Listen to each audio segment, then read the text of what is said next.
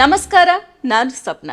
ನ್ಯೂಜಿಲೆಂಡ್ನ ಸಂಸತ್ತಿನಲ್ಲಿ ಘಟನೆಯೊಂದು ನಡೆದಿದ್ದು, ಈ ಘಟನೆ ಇದೀಗ ಇಡೀ ವಿಶ್ವದಲ್ಲೇನೆ ಸಿಕ್ಕಾಪಟ್ಟೆ ಚರ್ಚೆ ಆಗ್ತಾ ಇದೆ. ಸಂಸತ್ತಿನಲ್ಲಿ ನಡೆದ ಒಂದು ಘಟನೆಯ ವಿಡಿಯೋ ಸಾಮಾಜಿಕ ಜಾಲತಾಣದಲ್ಲಿ ವೈರಲ್ ಆಗಿದೆ. ಸಂಸತ್ತಿನಲ್ಲಿ ನಡೆದ ಘಟನೆಯ ವಿಡಿಯೋದಲ್ಲಿರೋರು ನ್ಯೂಜಿಲೆಂಡ್ನ ಅತ್ಯಂತ ಕಿರಿಯ ಸಂಸದೆ. ಸರ್ಕಾರದ ಮಸೂದೆಯ ಪ್ರತಿಯನ್ನ ಹರಿದು ಈ ಕಿರಿಯ ಸಂಸದೆ ವಿಭಿನ್ನವಾಗಿ ಆಕ್ರೋಶವನ್ನು ಹೊರಹಾಕಿದ್ದಾರೆ. ಹಾಗಿದ್ರೆ ಏನಿದು ವಿಷಯ ಅನ್ನೋದನ್ನ ಈ ವಿಡಿಯೋದಲ್ಲಿ ನೋಡ್ತಾ ಹೋಗೋಣ. ಅದಕ್ಕೂ ಮೊದಲು ನೀವಿನ್ನು ನಮ್ಮ ಈ ದಿನ ಯೂಟ್ಯೂಬ್ ಚಾನಲ್ಗೆ ಸಬ್ಸ್ಕ್ರೈಬ್ ಆಗಿಲ್ವಾದ್ರೆ ಕೂಡಲೇ ಸಬ್ಸ್ಕ್ರೈಬ್ ಮಾಡಿ, ನಮ್ಮ ಪ್ರತಿ ವಿಡಿಯೋಗಳ ನೋಟಿಫಿಕೇಶನ್ಗಾಗಿ ಪಕ್ಕದಲ್ಲೇ ಇರೋ ಬೆಲ್ ಬಟನ್ ಅನ್ನ ಕ್ಲಿಕ್ ಮಾಡಿ. ಇದೀಗ ಏನಿದು ವಿಚಾರ ಅನ್ನೋದನ್ನ ನೋಡೋಣ. ಸಾಮಾಜಿಕ ಜಾಲತಾಣದಲ್ಲಿ ಸದ್ದು ಮಾಡಿರೋ ವಿಡಿಯೋ ನ್ಯೂಜಿಲೆಂಡ್ನ ಕಿರಿಯ ಸಂಸದೆ ಹನಾ ರವೈಟಿ ಅನ್ನೋರ್ದು. ಪಾರ್ಲಿಮೆಂಟ್ನಲ್ಲಿ ಸ್ಥಳೀಯ ಒಪ್ಪಂದದ ಮಸೂದೆಯನ್ನ ಪಾಸ್ ಮಾಡೋದಕ್ಕೆ ಆಡಳಿತ ಸರ್ಕಾರ ನಿರ್ಧಾರ ಮಾಡಿತ್ತು. ಸರ್ಕಾರದ ಮಸೂದೆಯ ಪ್ರತಿಯನ್ನ ಹರಿದು ಹನಾ ಅವರು ಆಕ್ರೋಶವನ್ನ ಹೊರಹಾಕಿದ್ದಾರೆ. ಹನಾ ಅವರು ಸರ್ಕಾರದ ವಿರುದ್ಧ ತಮ್ಮ ಆಕ್ರೋಶವನ್ನ ಹೊರಹಾಕ್ತಾ ಮಸೂದೆ ಪ್ರತಿಯನ್ನ ಹರಿಯೋದ್ರ ಜೊತೆಗೇನೆ ನ್ಯೂಜಿಲೆಂಡ್ನ ಸಾಂಪ್ರದಾಯಿಕ ನೃತ್ಯ ಆದ ಹಕಾ ಡ್ಯಾನ್ಸ್ ಮಾಡ್ತಾ ತಮ್ಮ ಸ್ಥಳದಿಂದ ಎದ್ದು ಬಂದಿದ್ದಾರೆ. ಇನ್ನು ಅವ್ರ ಜೊತೆಗೆ ಉಳಿದ ಕೆಲವು ವಿಪಕ್ಷಗಳ ಸಂಸದರು ಕೂಡ ಹೆಜ್ಜೆನ ಹಾಕಿದ್ದಾರೆ. ಇದು ಸಾಮಾಜಿಕ ಜಾಲತಾಣದಲ್ಲಿ ದೊಡ್ಡ ಸದ್ದು ಮಾಡ್ತಾ ಇದೆ.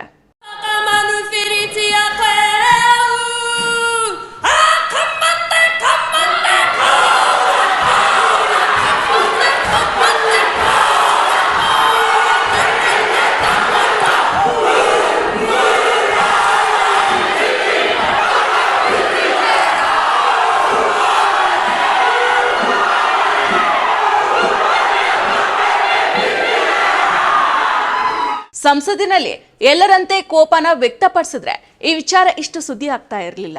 ಆದ್ರೆ ಹನಾ ಅವರು ತಮ್ಮ ಆಕ್ರೋಶವನ್ನ ಹೊರಹಾಕೋದಕ್ಕೆ ತಮ್ಮ ಸಾಂಪ್ರದಾಯಿಕ ನೃತ್ಯವನ್ನ ಬಳಸಿದ್ದಾರೆ. ಸಂಸತ್ತಿನಲ್ಲಿ ವಿಪಕ್ಷದವರು ಕೂಡ ಹಕಾ ನೃತ್ಯನ ಮಾಡಿದ್ದಾರೆ.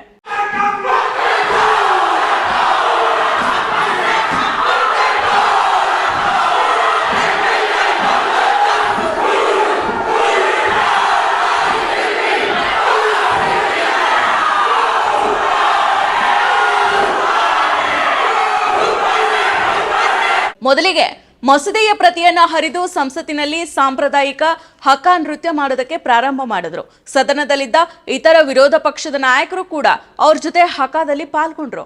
ಆ ಬಳಿಕ ಸ್ಪೀಕರ್ ಗೆರ್ರಿ ಬ್ರೌನ್ಲಿ ಅವರು ಅಧಿವೇಶನವನ್ನ ತಾತ್ಕಾಲಿಕವಾಗಿ ಸ್ಥಗಿತಗೊಳಿಸಿದ್ರು. ಕಳೆದ ವರ್ಷ ಚುನಾಯಿತರಾದ ಮಾಪೆ ಕ್ಲಾರ್ಕ್ ಅವರ ಪ್ರತಿಭಟನೆಗಾಗಿ ಅಮಾನತನಗೊಳಿಸಲಾಗಿತ್ತು.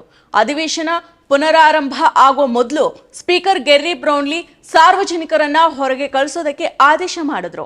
ಎಸಿಟಿ ನ್ಯೂಜಿಲೆಂಡ್ ಪಕ್ಷ ಪರಿಚಯಿಸಿದ ಪ್ರಶ್ನೆಯಲ್ಲಿರೋ ಮಸೂದೆ 1840ರಲ್ಲಿ ಬ್ರಿಟಿಷ್ ಕ್ರೌನ್ ಮತ್ತು ಮಾವೋರಿ ಮುಖ್ಯಸ್ಥರ ನಡುವೆ ಸಹಿ ಹಾಕಲಾದ ವೈಟಾಂಗಿ ಒಪ್ಪಂದವನ್ನ ಮರು ವ್ಯಾಖ್ಯಾನಿಸೋದಕ್ಕೆ ಪ್ರಯತ್ನಿಸ್ತಾ ಇದೆ.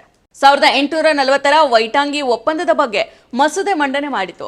ನ್ಯೂಜಿಲೆಂಡ್ನ ಸರ್ಕಾರ ಮೌರಿ ಬುಡಕಟ್ಟು ಸಮುದಾಯದೊಂದಿಗೆ ಹಾಗೂ ಸರ್ಕಾರದೊಂದಿಗೆ ಒಂದು ಉತ್ತಮ ಬಾಂಧವ್ಯವನ್ನ ಸೃಷ್ಟಿ ಮಾಡುವ ಸಲುವಾಗಿ ಈ ಒಂದು ಮಸೂದೆಯನ್ನ ಮಂಡನೆ ಮಾಡಲಾಗಿತ್ತು. ಅದೇ ಸಮುದಾಯದ ಎಂಪಿ ಆಗಿರೋ ಹನಾ ರವೈಟಿ ಈ ಮಸೂದೆಯನ್ನ ವಿರೋಧ ಮಾಡಿದ್ದಾರೆ. ಮಸೂದೆ 1840ರಲ್ಲಿ ಬ್ರಿಟಿಷ್ ಕ್ರೌನ್ ಮತ್ತು ಮಾವೋರಿ ಮುಖ್ಯಸ್ಥರ ನಡುವೆ ಸಹಿ ಹಾಕಲಾದ ವೈಟಾಂಗಿ ಒಪ್ಪಂದವನ್ನ ಮರು ವ್ಯಾಖ್ಯಾನಿಸುವುದಕ್ಕೆ ಪ್ರಯತ್ನಿಸುತ್ತೆ. ಇದು ನ್ಯೂಜಿಲೆಂಡ್ನ ಸ್ಥಳೀಯ ಜನರೊಂದಿಗಿನ ಸಂಬಂಧದ ಮೂಲಾಧಾರ ಆಗಿದೆ. ಕೋಲಾಹಲದ ನಡುವೆ ಅಂತಿಮವಾಗಿ ಮಸೂದೆಯನ್ನ ಅಂಗೀಕರಿಸಲಾಯಿತು. ಮಸೂದೆಯು 1840ರಲ್ಲಿ ಸಹಿ ಮಾಡಿದ ವೈತಾಂಗಿ ಒಪ್ಪಂದದ ಮೇಲೆ ಕೇಂದ್ರೀಕರಿಸಿದೆ. ಮಸೂದೆ ಮಂಡಿಸಿದ ಎಸಿಟಿ ಪಕ್ಷದ ನಾಯಕ ಡೇವಿಡ್ ಸೇಮೋರ್ ತಮ್ಮ ಪ್ರಸ್ತಾವನೆಯು ಒಪ್ಪಂದದ ತತ್ವಗಳಿಗೆ ಸ್ಪಷ್ಟತೆಯನ್ನ ತರೋ ಗುರಿಯನ್ನ ಹೊಂದಿದೆ ಅಂತ ವಾದ ಮಾಡಿದ್ರು. ಮತ್ತಷ್ಟು ವಿಶೇಷ ವಿಡಿಯೋಗಳನ್ನು ನೋಡಲು ಮತ್ತು ಹೊಸ ವಿಡಿಯೋಗಳ ಬಗ್ಗೆ ತಿಳಿಯಲು ಈ ದಿನ .com ಯೂಟ್ಯೂಬ್ ಚಾನೆಲ್ ಸಬ್ಸ್ಕ್ರೈಬ್ ಮಾಡಿ ಮತ್ತು ಬೆಲ್ ಐಕಾನ್ ಕ್ಲಿಕ್ ಮಾಡಿ.